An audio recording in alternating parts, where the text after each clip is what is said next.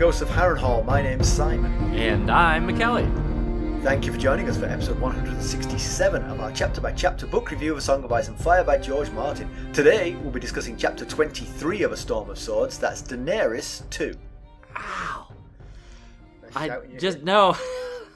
I took my jacket off and threw it onto the ground, and a static electricity went into my microphone, went into my headphone earbud. You know, the first time Carson and I went anywhere and stayed in a hotel, we were in upstate New York, and in the middle of the night I went to the bathroom and I reached out to the light switch, and from about 9 inches away a spark flew across. Carson said she saw my shadow on the wall. This thing was like, it was incredible. It was like a bolt of light. I howled when that thing hit. You were like Zeus. It was coming my way, though. Zeus wants to send it away from him. Anyway, so we're going to chat about the chapter and try not to spoil any future plot points for you. And hopefully we're going to provide you some entertainment along the way, which I think we've already gotten off to a good start on.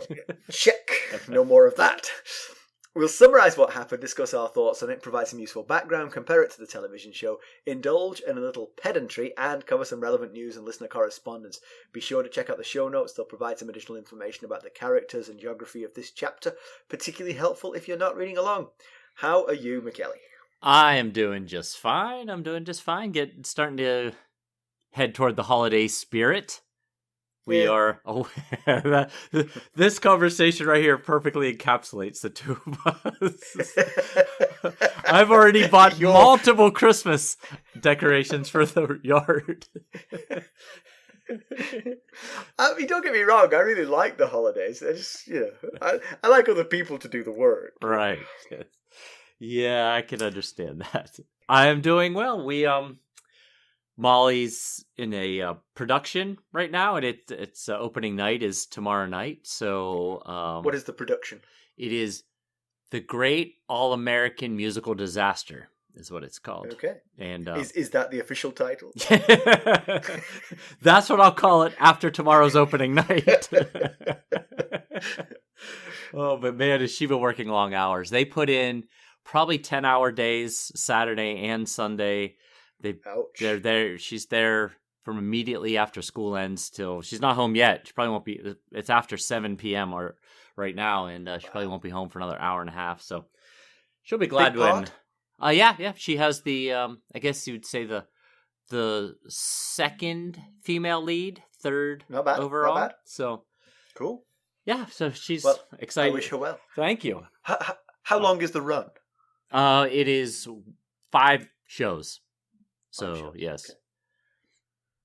Well, if I could stand being in a room with other people, I would go and cheer her on. But you know me, other people. I'll try and we don't get along. I'll try and record it on my phone and send it to you.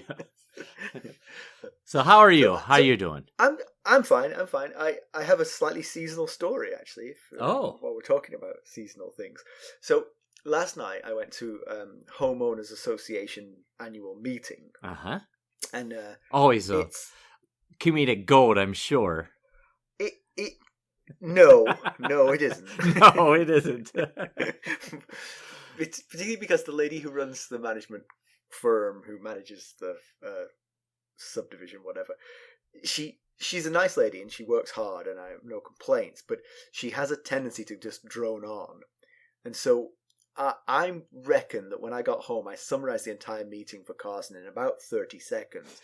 And even at sort of normal pace, it would have taken about 15 minutes. But we were there for 2 hours. So it wasn't great. But anyway, the final part of the thing was about flooding issues. And she started a very long monologue about the way the water flows through the property with an anecdote about how one Christmas Eve, there's the seasonal part. Oh, right. She was recovering. She was 5 weeks away from having her knee replaced. She'd had her knee replaced 5 weeks earlier. But it was raining so hard that she had her galoshes on and she was out there hoeing a trench to stop one of the properties from flooding. Oh, wow. And so then she started talking about the way the water flows through the property. She went, oh no, probably 10 more minutes. And when she finally did she break out a watershed table and stuff? Literally, yes. She had that pinned up. She had like arrows showing where the water went. When she finally stopped, I turned to I was sitting at a table. There were some people who I don't know sitting at the table, but I said, "Look, if it's Christmas Eve and you're hoeing, then you're ho-ho-hoing." I said, how do you leave that joke unsaid? I mean, it's right there in front of you. It's a story about Christmas Eve, and you're literally talking about hoeing. From that moment till the end, I never listened to another word she said, because I was just like, I gotta tell that joke. I cannot wait for that joke. The minute she stops talking, she'd said it by the time I said it. Well, I appreciated it. Though my table mates liked it too. They all laughed. They all thought it was funny. Indeed, as they should have. One of the people at the table was like a girl somewhere between the ages of 14 and 30. I've given up trying to guess people's age. I have no idea. She bucked in her seat laughing. She was like... Spilled her coffee. Yeah. Or orange juice. Got a coffee, spilled it. But one property's been sold to like the third largest property ownership company in the country, and they've rented it out to, by the hour it sounded like. They said they've got people just turning over all the time. Oh, and one guy he had an F-250, and he brought it and he jumped out, he left the engine running, and it slipped into gear, and it careered around the parking lot, smashing into everyone's cars. And when the guy came out and saw what happened, he jumped in it, drove off, and has not been seen again since. So everybody's screwed. They can't get insurance. Oh my goodness! Because they don't know who he was. The company who owns the place won't tell anyone. They're not responsible. So oh wow, that's the same terrible. guy. The guy who had his car most damaged by that was an older African-American guy, and I felt so bad for him. Because then he said, one day he came out and there was a child having a seizure outside this place. He'd never seen this child before, but the child was having a seizure, so he called 911 and had an ambulance come for it. Would you believe the hospital is billing him? Him? Him. He doesn't even know who the kid was. Why would the hospital... But they can't get anyone to sort of like to pay it, so they've tried to bill him for it. What? The guy whose car's been wrecked and who's tried to save the kid. God. He needs to quit going outside. I know. Become a hermit. Take that, good Samaritan. No good deed goes unpunished. Exactly. When I left, I don't know the guy, but as I left, I saw him and I said, I just want to say I'm so sorry for your troubles. He was like, oh, thanks. Oh, wow. I was like, yeah. That is something. All right, let's get down to business. Let's do How it. did we leave Daenerys Targaryen? Last we saw of Dany, she was sailing from Qarth back to Pentos on 3 ships sent by Magister Illyrio, along with his 2 emissaries, Strong Belwas and Arstan Whitebeard. Arstan told Dany a bit about her brother and father, leaving out the whole Mad King aspects of Aerys. Jorah Mormont convinced Dany to redirect the ships to Slavers Bay to buy an army of slaves, using Mopatis's goods in the ship's stores as payment. Then travel across Essos on land to Pentos. Finally, Jorah unexpectedly, probably not to Jorah, kisses Dany and suggests she marry him and another, so that the dragon will have 3 heads, like her vision in the House of the Undying indicated. Mackelly, after that long digression where we outtake after outtake, why don't we give the summary of this one? Oh, that's definitely going to land in the outtakes. So Daenerys and company are in Astapor, one of the cities in Slavers Bay. She and Arstan are visiting a master slaver, Kraznys Nakloz, to negotiate the purchase of Unsullied, eunuch slave soldiers of incorruptible loyalty who feel no pain and follow orders to the letter. It's hot and Dany is beneath a canopy, but the ranks of Unsullied stand at attention in the blazing sun without blinking an eye. Kraznys speaks a corrupted version of High Valyrian, and his words are translated for Dany by a slave girl. Unbeknownst to Kraznys, Dany understands him perfectly. Kraznys is a deeply unpleasant character, utterly obnoxious towards Dany, sadistic towards the Unsullied, and abusive towards the slave girl. He explains that they have 8,000 Unsullied at the present, each of which is a survivor of years of brutal training, which included severe psychological trauma. It's not how Kraznys portrays it, right? Just to be clear, that's my interpretation. Each raised a puppy for a year before being ordered to strangle the dog. Each completes his training by purchasing an infant slave and murdering it on the spot. They feel no pain because they drink the wine of courage with every meal. It's a poison that slowly kills the pain receptors. They feel less and less with each year. He demonstrates by cutting the nipple from a soldier who doesn't even react. Ow. Arstan taps his staff more fervently with each word that comes from Kraznys' mouth. Dany asks Whitebeard what he thinks, and she's happy for the translator to hear Arstan say that they shouldn't buy Unsullied, that slavery is an abomination to the old gods and the new. So if she lands in Westeros, she may lose allies that would have otherwise joined her. Kraznys insists that there are other buyers interested, although the translator lets it slip that they're only interested in 100 of them. Kraznys tells them it won't be cheap, comparing the Unsullied to Valyrian steel. Dany wants a night to think it over. They return to the ship. En route, Dany notices that the city is not as populous as it clearly once was, and sees many signs of structural decay. Arstan warns her against dabbling in slavery. She needs an army, but Ser Jorah has a history with slavery that other allies won't share. Dany's mind wanders to Jorah's advances, which have awakened something within her, but her dreams are of younger, more handsome men. Irri woke one night to find Dany pleasuring herself and lent a hand, adding to Dany's confusion. When she gets back, she lashes out at Mormont for bringing her here, apologizes to Irri for the bite she received from Drogon. Irri offers herself to Dany, but Dany explains that she doesn't want that, generally. That evening, Mormont approaches Dany again, explaining that Aegon didn't land on Westeros to a sea of supportive banners. He won it by fire and blood, the Targaryen words. Dany's going to have to do the same. If an army of Unsullied costs you a few allies at the outset, that's unfortunate. But the Unsullied themselves more than compensate for that loss. Dany thinks of the cost. 8,000 dead babies, 8,000 dead puppies, and doesn't want that on her hands.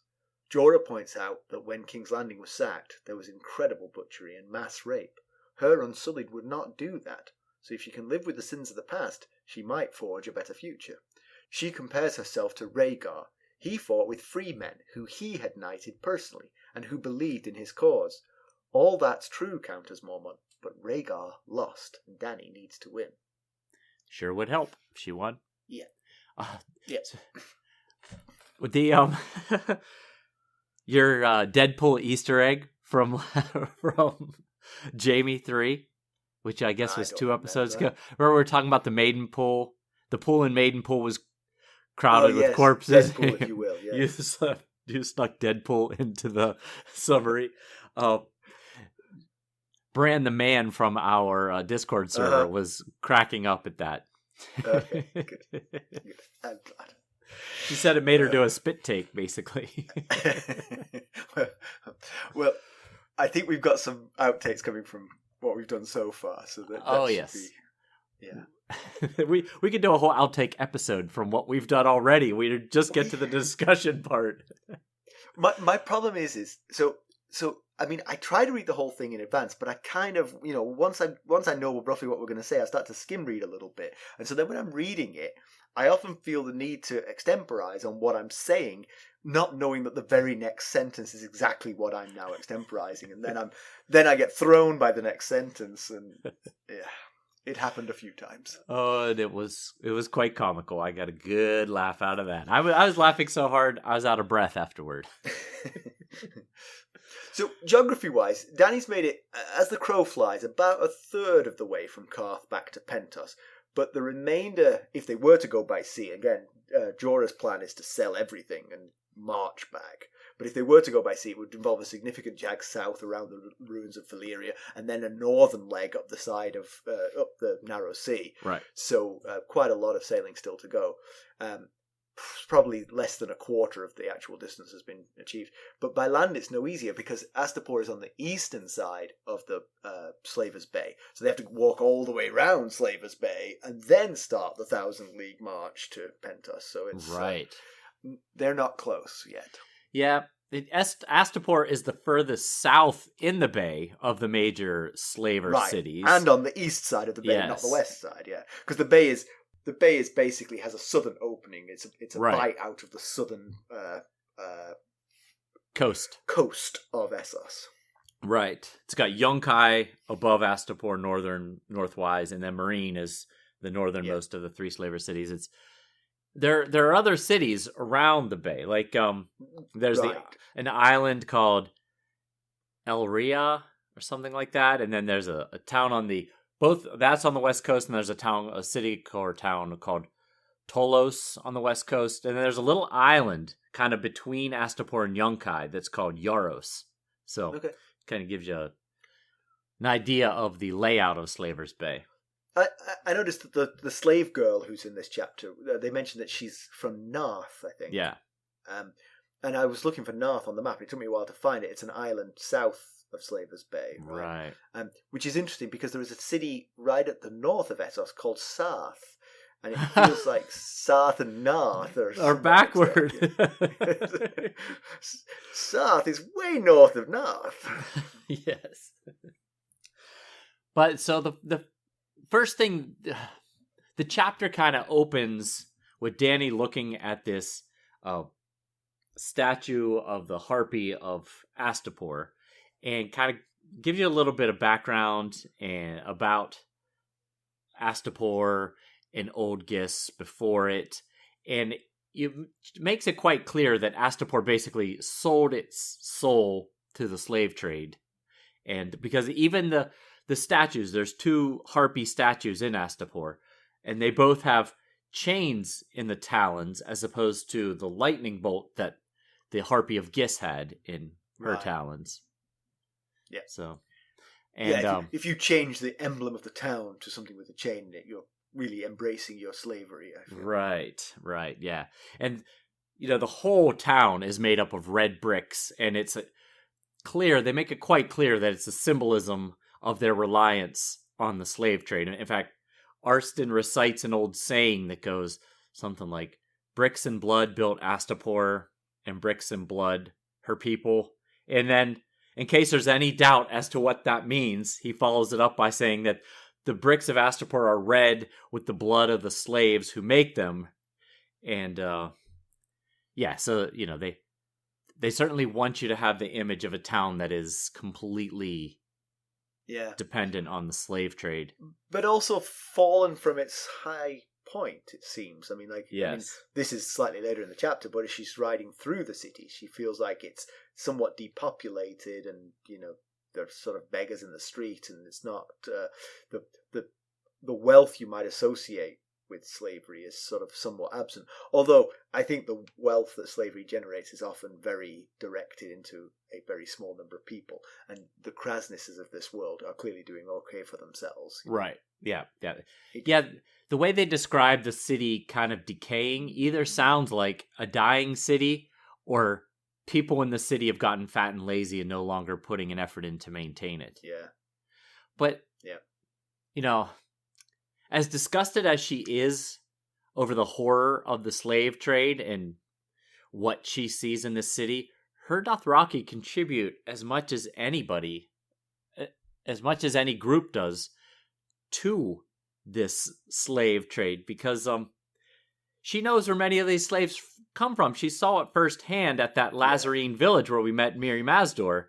Jorah told her at the beginning of that chapter that there were 10,000 Dothraki captives, and then the captives from the Lazarene village, and she knew that they would take them to Slaver's Bay to be sold, and she knew that it was the price that she had to pay to get the Iron Throne. And Jorah even mentioned in that chapter that he told Drogo to fight Rocky.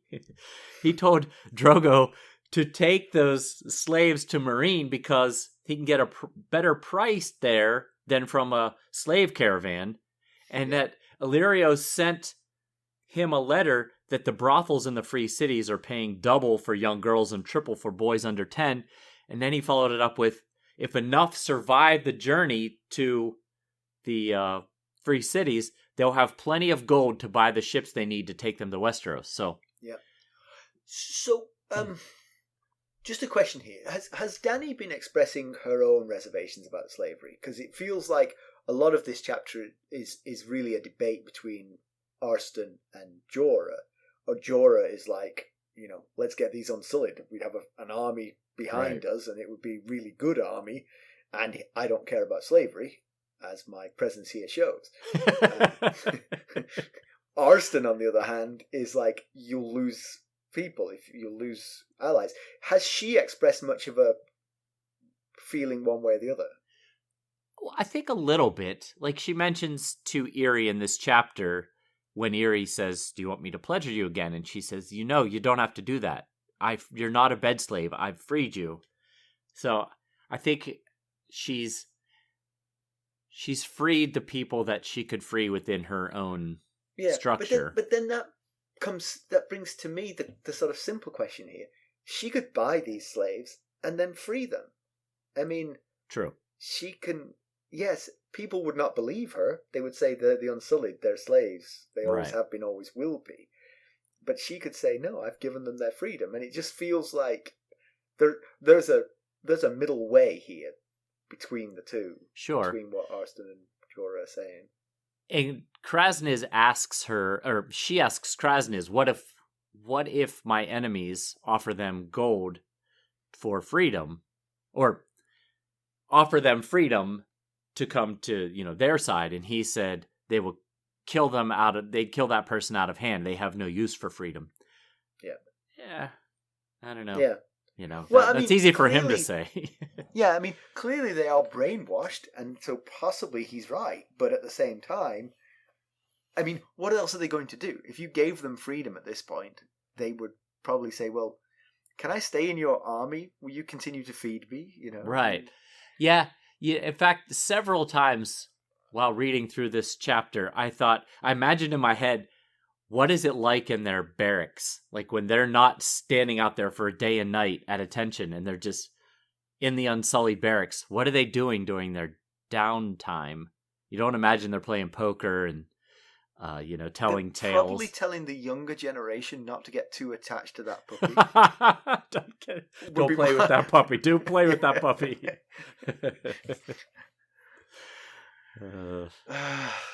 Yes, it would be quite the culture shock for them to be able to grasp I also wonder how to become free. Yeah, if this wine of courage dulls their senses somewhat. I mean, obviously it does dull their senses in the fact that they don't feel pain anymore. But I wonder if one of the things that Kraznys says is that they don't have any lieutenants in their ranks. I mean, you have to provide the leadership because they just don't have it. And I just wonder if they're a little bit sort of slack-jawed. They don't really, have much thoughts of their own because they've been so brainwashed and they're drugged as well. Yeah, good thought.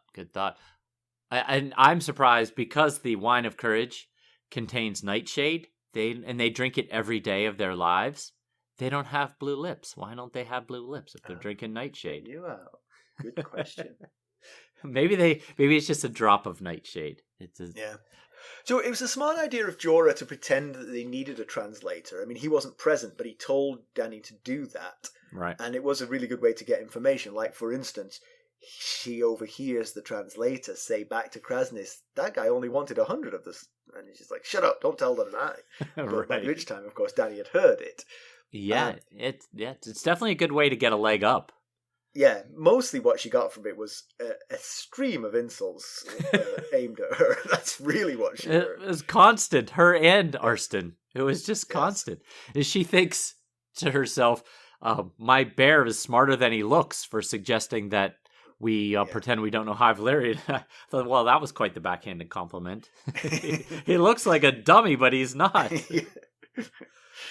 But one thing that wasn't quite clear is whether Kraznys was doing the same to her, because he nods when Missandei, who's the slave girl, is telling Dany and Arstan about the Unsullied, but of course it could just been a spiel that he knew by heart. He didn't need to necessarily know the words to know she was telling her things that he was agreeing with, probably. Yeah. Yeah, I mean, of course, if you're in business with someone, even if you speak a language reasonably well, you might have a translator to just make sure there's no mistakes. So it's definitely possible he could understand some of what Dany was saying. It's a good question, though, whether or not he did. I would think he must know some common tongue, at least. Yeah, and you mentioned that the slave girl was called Missandei. I don't think that gets mentioned in this chapter, but her name is Missandei. I mean, good point. Yeah. I don't. No, it's fine. I don't think that's a big spoiler. It's just her name. It just didn't get mentioned. Yes, I forgot about that. I only remembered it because I remembered the equivalent character in the TV show, and when I looked it up, yes, sure enough, it is the same character, but she was just made into a young lady in the TV show, whereas she's supposed to be 10 here. 10, yes. Yeah. Or 9, you can never tell with you. Although I did find it ironic that he disparages Valyria in favor of old Gis, doing so in High Valyrian. Yeah, well. You know? The Unsullied training is so ghastly. It's sort of almost comic. I mean, it just feels like the cost of the sort of dogs and the slave babies. It just feels like the Unsullied would end up both so damaged as to be like actually damaged beyond useful, and also it's expensive beyond the realms of anyone to buy. They've been raised there for 10 years. And eating and, sleeping, all of the costs that went into this, and then these ridiculous costs thrown on top just to make them awful and hateful. Yeah. She thinks they're between, 14 and 24? Something like that? Yeah, something like that. When she's looking at them. So some of them they're taken as young boys, right? Yeah. So I think they start their training, she said, at age 5. Yeah. So some of them have been in there for almost 20 years. You got to wonder why some of those have been in training for 20 years. Yeah. They just couldn't kill that dog. They let it die of old age. No, but they said the ones who don't kill the dogs get killed themselves and fed to the dogs, right? Yes, yeah. It is. So awful. And one thing he says, kind of bragging to Dany, is that the soldiers that they're looking at, the group of soldiers that he paraded out in front of her, have been standing in place for a day and night without food or water. And I thought, for what purpose? Dany won't know that. I mean, what? They're your prized asset. Right. Don't hurt them unnecessarily. Yeah. So, and then they get rather unconventional names like Red Flea, Brown Flea, Black Rat, Blue Toad. And surely that's done to ensure that none of them have enough self-esteem left to protest against such a name. Right, and specifically they pull that name out of a hat every day. Yes, so they have do. A different name every day. So essentially they have no identities of their own. Yes, that's what and Arstan is, he finds it unbelievable that a man could learn a new name every day. But when he said that, I was like, but Kraznys just told you it's on a plaque on their belt, their sword belt. If they can't remember, they can just look down at it. It's not like they get told it and then have to remember it for the day. I had forgotten that they were pharmaceutically enhanced to not feel the pain. I thought it was all training. In the TV show, I think it's all training. But I can see how that might give them an edge, sort of like heedlessly ignoring the pain when you're in battle is probably a good thing. Oh yeah, sure. Definitely give it. As long as it's not like you said, as long as it doesn't addle their brains a bit, you know. As long as they can think freely enough to do the tasks they need to do, then it would certainly give them some advantage. Just coming back to the fact that they don't have captains or hierarchy within their ranks, I do feel that that's something of an omission. If I was a rich merchant looking to buy Unsullied, I don't have any military training. They have a ton of military training. I'm supposed to tell them what to do? I mean... Right. You're making my life more difficult by not having that in place. Yeah. And you'd have to think it might take regular officers and generals time to adjust to leading Unsullied who are so different than traditional soldiers. Giving them a rah-rah speech isn't really going to do a whole lot. Can you imagine how much time it would save? True. I'm not going to give you the rah-rah speech. I just want you to go over and do this. Right. Okay. And Kraznys mentions that they're only sold by the units of 1,000. He says by the 1,000 or by the century. I assume he means by the 1,000 or 100 units. Yeah. And it was very confusing. It feels like if they're sold by the 1,000 or by the 100, then they're sold by the 100. Right. You could get 10 of those. That's what confused me. That's why I assume he meant the 1,000 or the 100. But he says that they used to sell them by the tens for household guard, but it was too easy for them to assimilate into the general population and mix with the regular soldiers and the free folk. And, when Jorah proposed this idea in the last chapter, this Unsullied idea, Dany was not so hot on it because she only knew those fat eunuch household guards she saw in Pentos. And those are the soft ones that Kraznys is saying, yeah, we don't produce those any longer. Yeah. We'll be right back. Hello, friends. Are you ready to make some unforgettable memories? Well, if so, consider the Marriott Bonvoy program. Discover the perfect destination for your summer getaway and unlock exclusive deals on luxurious accommodations. With our affiliate partnership, you'll enjoy unbeatable savings and a seamless booking experience. Don't let summer slip away. Visit Marriott Bonvoy today and make this vacation season one for the books. Use our Ghosts of Harrenhal affiliate page to check it all out and buy Bonvoy points or give some as a gift. The link to our page is in the show notes. Yeah, so Dany has got this difficult choice because a slave army would be abhorrent to the Westerosi, but with the same money she could buy sellswords, but we know that they're fickle and unreliable. One thing she does not want, and this is definitely her opinion, not anyone else's, she doesn't want to arrive back in Pentos a beggar, but I mean, she's going to steal from Illyrio Mopatis to make herself not a beggar. I mean, I'm not sure that's way better. Good point. I had not thought about that comparison there. Yeah, but both of those options, the Unsullied or the sellswords, are going to cost a lot. I'm not really sure. I mean, obviously they've got these 3 ships with all the goods on board. I mean, it feels like that would be hard to get 8,000 Unsullied for that. I don't know. I don't know how valuable the Unsullied are. But again, just thinking about their training, they're going to be top dollar. And 8,000 of them is a lot. Yes, good point. Yeah. She's getting 2 very different opinions and advice on the Unsullied from Jorah and Arstan. Arstan is, saying the slavery is an abomination in Westeros. You'll lose much support that you'd otherwise have that would rally to you when you finally strike your banners. And Jorah is like, yes, they're not free men like those that fought for your brother Rhaegar, but they'll do whatever you tell them to do, and they won't rape and pillage. Right. And I think the other key part of that is you land in Westeros not just with your banners and hopes, but with an army behind you. Right. And that's I do think the one of the salient points that he makes is that it will minimize collateral damage. Yeah, there's a lot of baggage that comes with this, and certainly if you feel bad about 8,000 dead puppies and 8,000 dead babies, it would be hard to look at these guys and stomach what they've done. But if they behave themselves in battle, and especially in the aftermath of battle, then you can feel a lot better about that, because we've seen very few examples of a force of non-Unsullied doing anything but atrocities when they've got the opportunity to. Right, absolutely. Yeah, it's certainly... the good guys and the bad guys.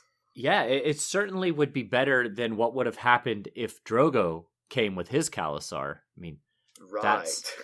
That's how they pay their soldiers, is rape, pillage. You remember that Lazarine village that I was talking about earlier? There was some horrible atrocities going on in that village.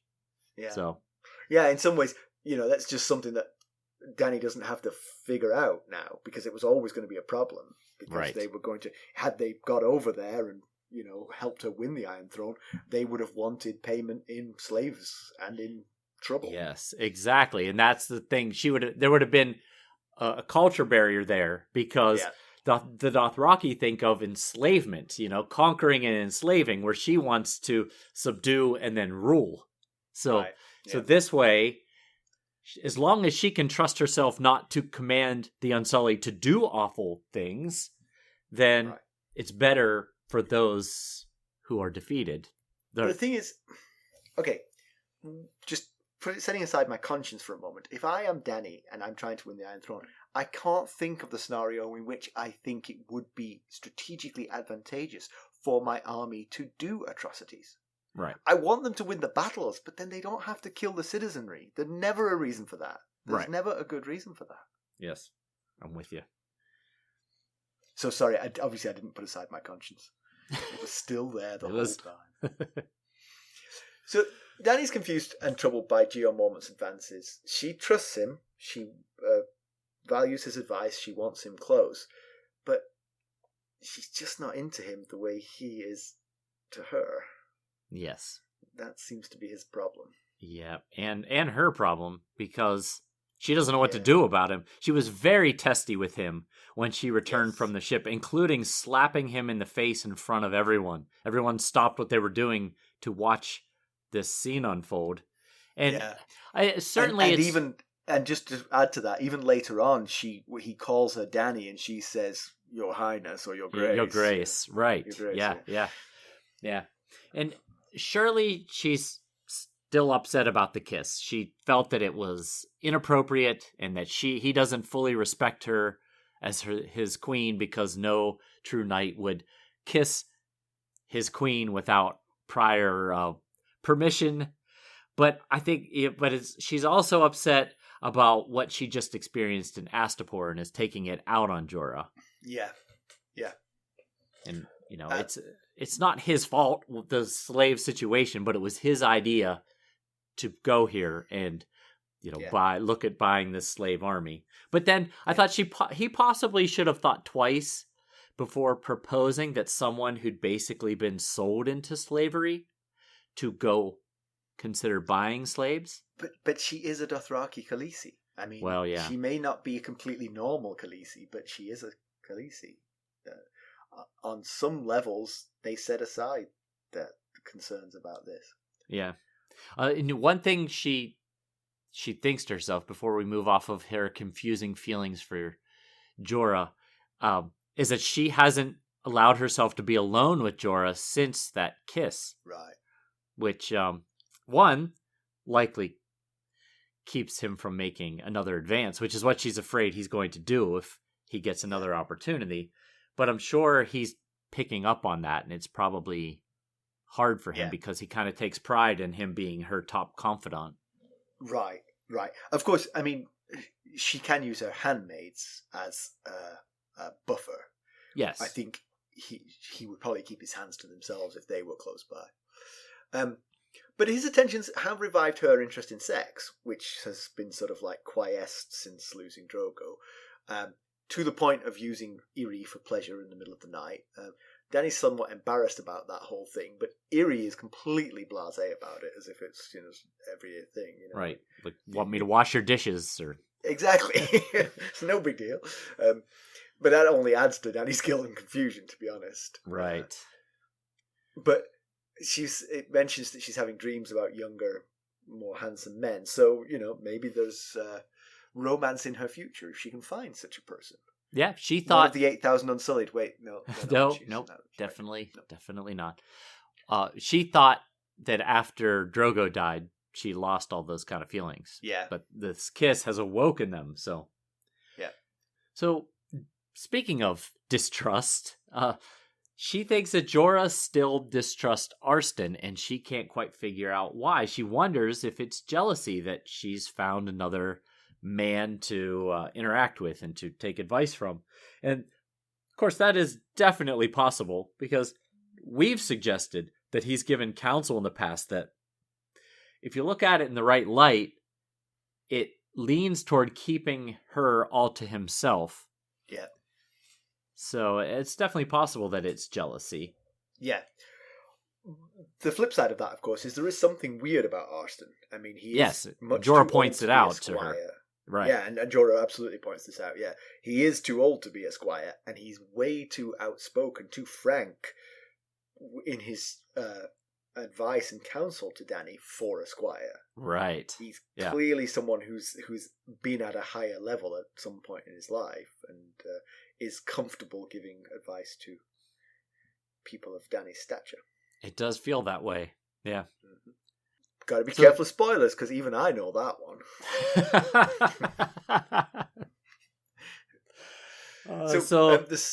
The slavers send appraisers to the ships to sort of appraise all of what they've got. During that period is where Irri gets bitten by Drogon, who's incensed by being confined while Dany's away. So I still think it's a bit weird to sell Mopatis's belongings. Yes, it is. You're not wrong. It's weird. He sent these ships to save you and bring you home, and you're like, oh, we're going to repay you by stealing all of your stuff. But, I mean, that's a good reason to turn up with 8,000 Unsullied behind you. Here are my ships. I sold them for this lot. You got a problem? No. It kind of reminds me of that scene from Dumb and Dumber when Jim Carrey is sent to the grocery store with like their last $30 or something, and he comes back with a sombrero and one of those paddles with the ball on the stick.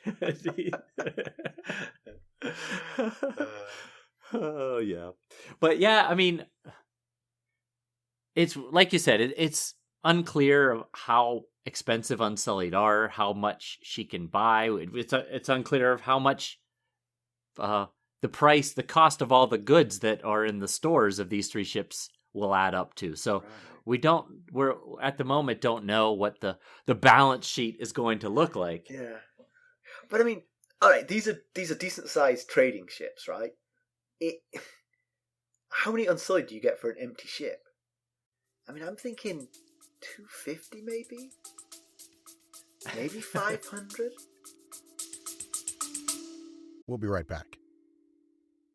This episode is sponsored by Audible. To get a free audiobook, or 2 if you're an Amazon Prime member, go to our exclusive URL, audibletrial.com/ghostsharrenhal. You can find the link in our show notes. I don't know, it's difficult, but it just feels like you wouldn't get 1,000. Yeah, I don't know how priceless, I don't know how expensive what all he has in these stores are, but...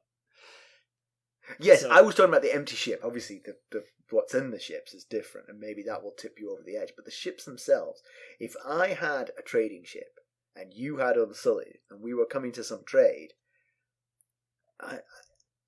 I don't think I would get 1,000 for my ship. No, not for the ship alone.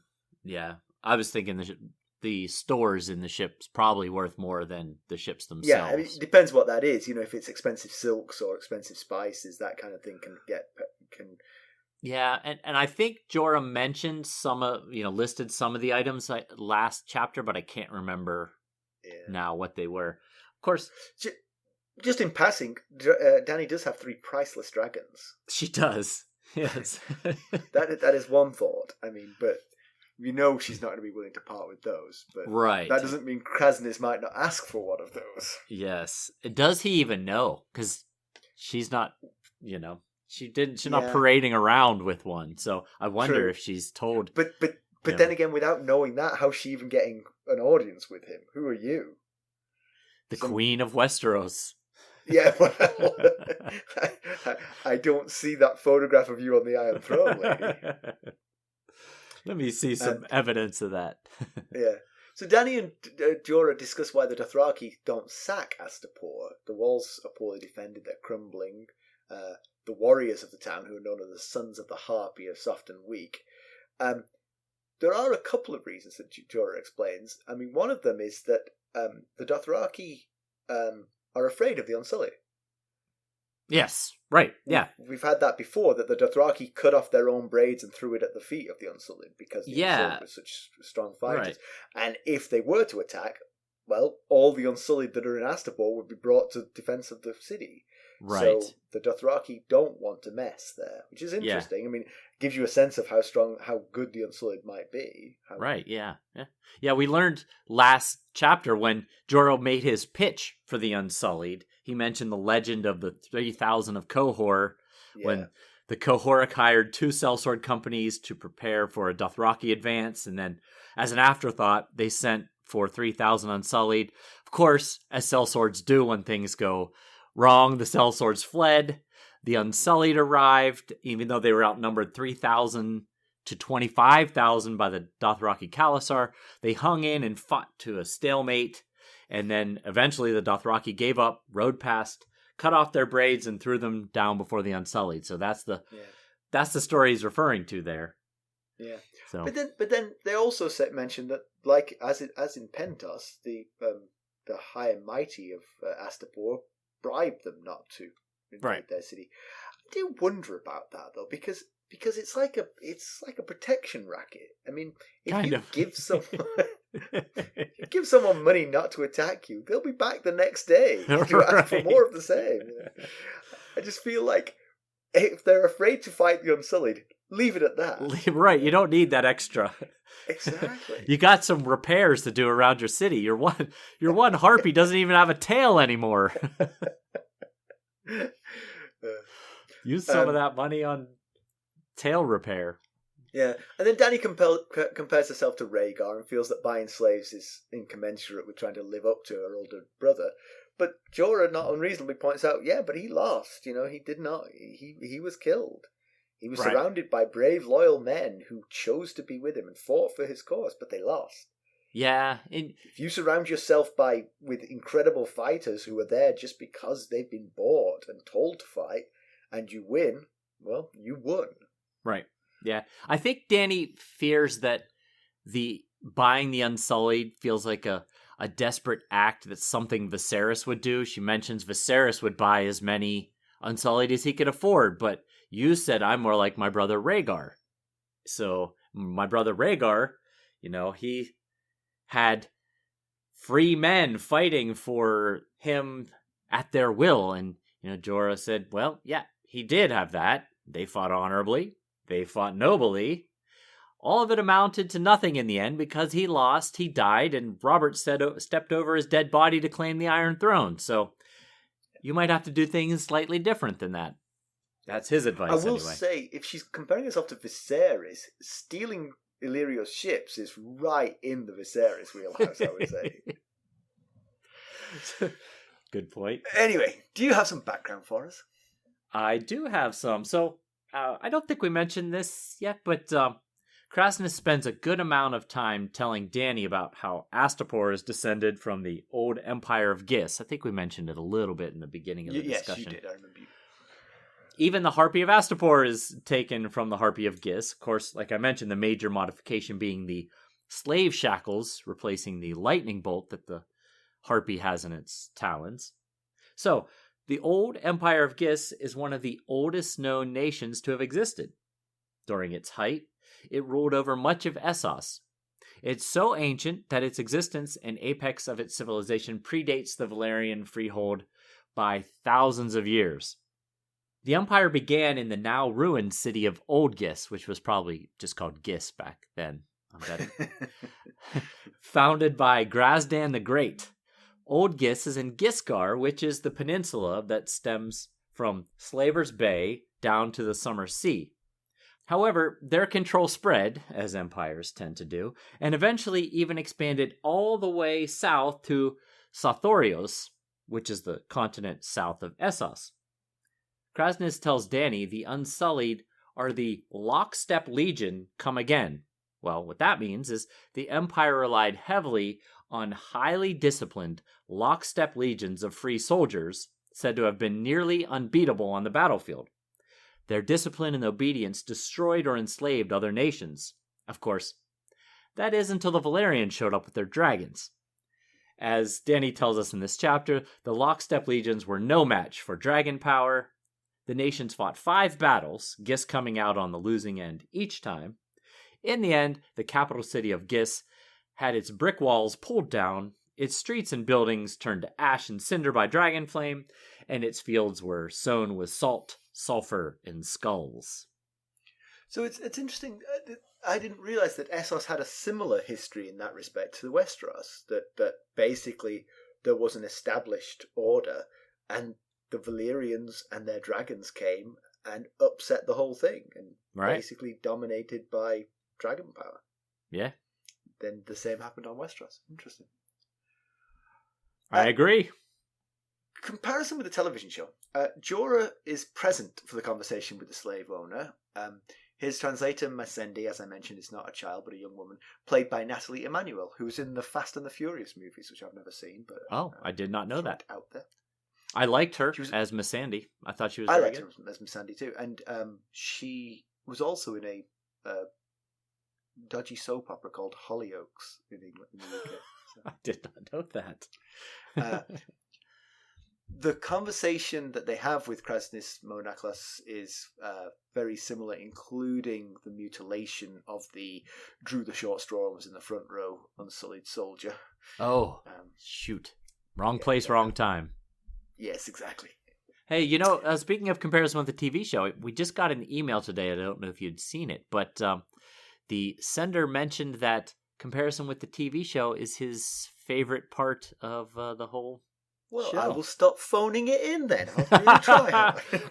I said, well, glad to hear. Simon and I are glad to hear that. Simon, especially since he works so hard on it. In parentheses, sometimes. There's a lot of. Do I remember? I vaguely remember that scene. That's close enough.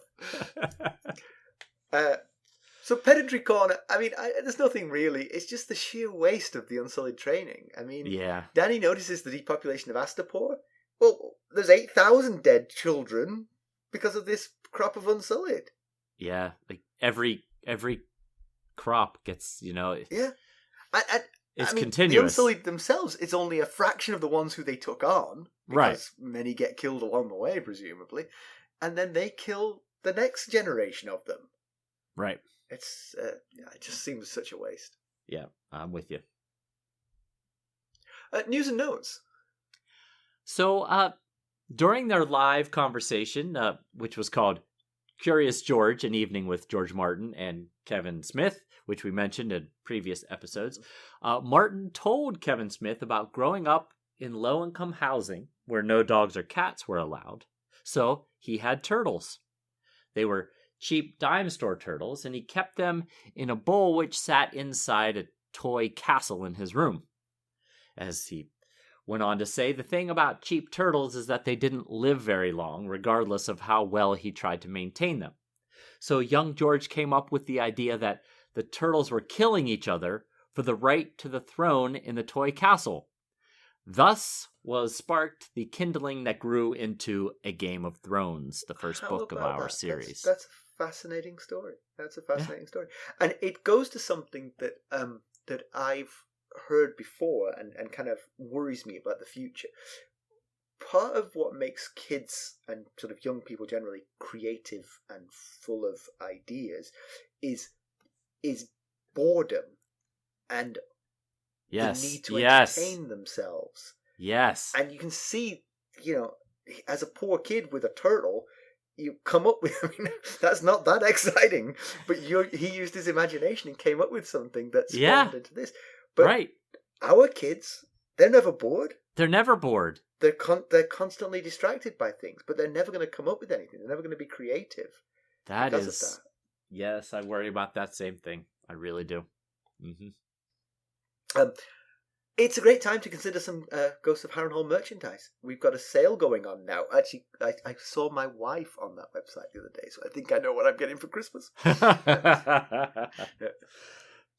So, yes, there's a sale going on at our Threadless website. Keep an eye out for more. We'll update social media when we see them. That's right. And, there's also, if you wouldn't mind going out and checking out our YouTube page and subscribing, because we need more subscribers in order to do the things that we want to do. We've never really, our YouTube channel has always been kind of an afterthought. We're trying to put more attention on it, but in order to do that, we need more subscribers to open up, to unlock things that we want to do. So yeah. If you want more things on our YouTube channel, go subscribe. I did it. Oh, all right. Since you last talked about it. So there we go. All right, let's conclude this one.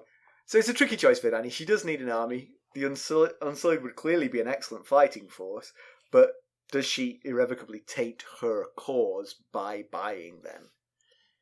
Yeah, right. She's getting contradictory advice from two men whose opinion she greatly respects. Although Jorah's stock has definitely fallen a bit since the whole unwanted kiss thing. Although she did still follow his direction to Astapor, so and she wants to play it all legit on her path to the Iron Throne, as Arstan suggests, but there's a lot of uncertainty and relying on others in that plan that Arstan lays out, which is go to Pentos, stay protected by Illyrio, he'll send feelers over to Westeros, and then when the time is right, you may have a large force rally around you there. And she's like, may is a tricky word. But I mean, the one thing that will happen in that time, though, is that those dragons will continue to grow. And that's all that Aegon needed. He didn't need anything but the dragons.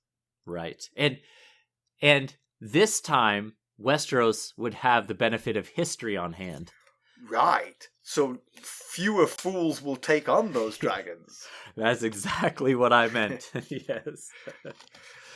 Well, normally I wouldn't approve of a queen, but your fire-breathing beast has convinced me. And, then on the other hand, you buy 8,000 Unsullied. It puts more control in your own hands. Sure, you have a slimy feeling and possibly hurt alliance opportunities, but at least it gives her the feeling of more control for herself. But again, just going back to what you just said, until those dragons are large enough, even bringing 8,000 Unsullied into Westeros is not enough to sway the tide if she loses a lot of alliances. Well, that's the question, isn't it? Yes, I mean, she, unlike Aegon, will have allies straight off the bat. She could go while the dragons are still young if she has enough allies. Right. But I don't think she can go. I don't think she can go while the dragons are this young, empty-handed, because there aren't enough allies. There's too much confusion. I mean, even the natural allies would be like, "Oh, you've chosen a terrible time," because people are cowed and afraid of, like, the Lannisters, for instance. Yeah. The Tyrells have gone in with them. That's a huge block now. That's the whole of the sort of middle and west. And even, if they get the Martells as well, it's...